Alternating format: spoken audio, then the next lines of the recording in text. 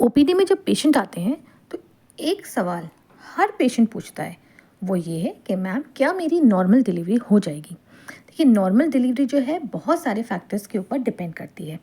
कुछ फैक्टर्स ऐसे होते हैं जो कि आप कंट्रोल नहीं कर सकते, लेकिन कुछ चीज़ें हैं जो कि आप कंट्रोल कर सकते हैं। तो चलिए देखते हैं।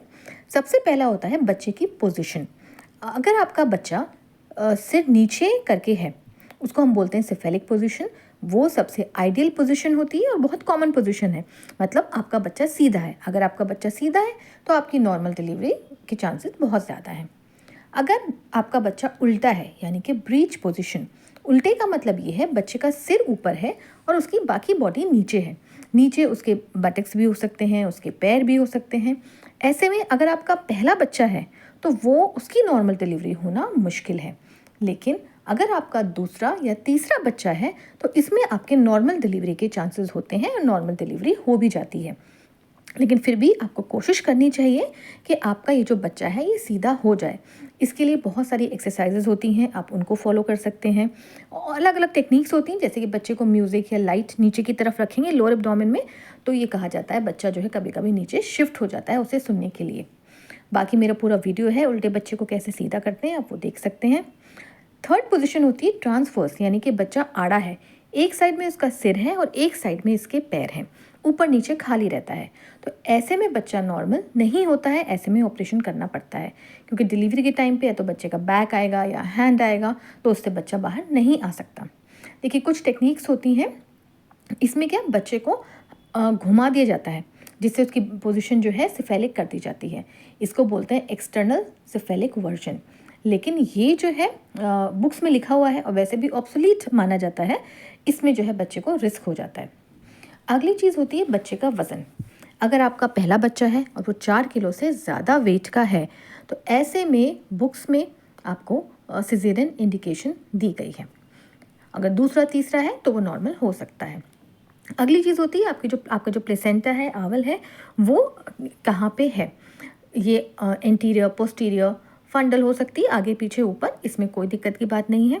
लेकिन अगर ये नीचे की तरफ होती है और ये जो बच्चेदानी का मुंह है, यानी कि सर्विक्स को पूरा कवर करती है, तो उसको हम बोलते हैं प्लेसेंटा प्रीविया।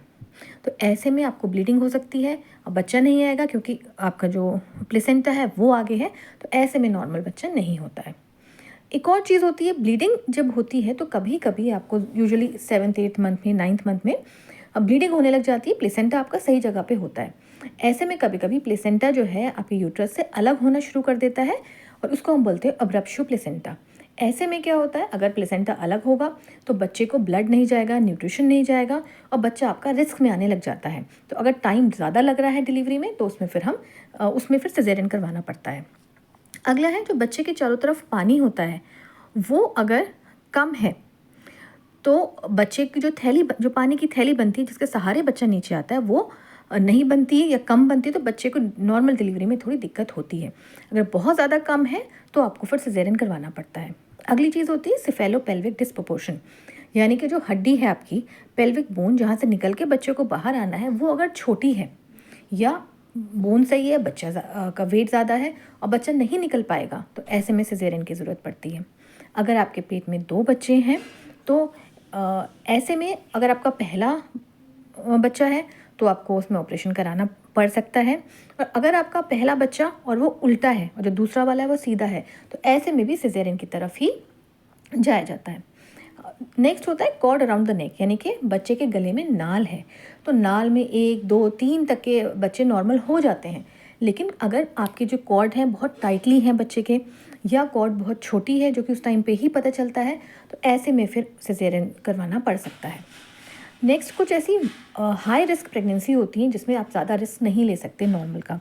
जैसे आपका ब्लड प्रेशर है जो कि कंट्रोल नहीं है, या आपको प्रेगनेंसी इंड्यूस्ड हाइपरटेंशन है, जब आपका बच्चा रुकता है तो आपका बीपी बढ़ने लग जाता है। ऐसे में क्या होता है, आपको दौरा पड़ने के चांसेस रहते हैं, आंखों के अंधेरा होता है। लेकिन ये तब होता है अगर आपका बीपी कंट्रोल नहीं है। अगर आपका बीपी कंट्रोल है तो नॉर्मल डिलीवरी हो सकती है। अगला ऐसे ही है डायबिटीज़, यानी कि अगर आपको शुगर की बीमारी है और आपका बच्चे का वेट बढ़ा है या और कोई कॉम्प्लिकेशन है, तो ऐसे में डिलीवरी नहीं होती, अदरवाइज़ हो सकती है। अगला होता है अगर माँ को हार्ट डिजीज़ है, जैसे स्टेनोसिस वगैरह है, ऐसा कुछ बड़ी बीमारी है, तो ऐसे में फिजिशियन की ओपिनियन ली जाती है। अगर फिजिशियन नॉर्मल कहते हैं कि हो सकता है तो नॉर्मल किया जाता है, नहीं तो फिर सिजेरियन किया जाता है। अब कुछ चीज़ें ऐसी होती हैं जो कि जिस टाइम पे आपको दर्द शुरू होते हैं उसी टाइम पे पता चलता है।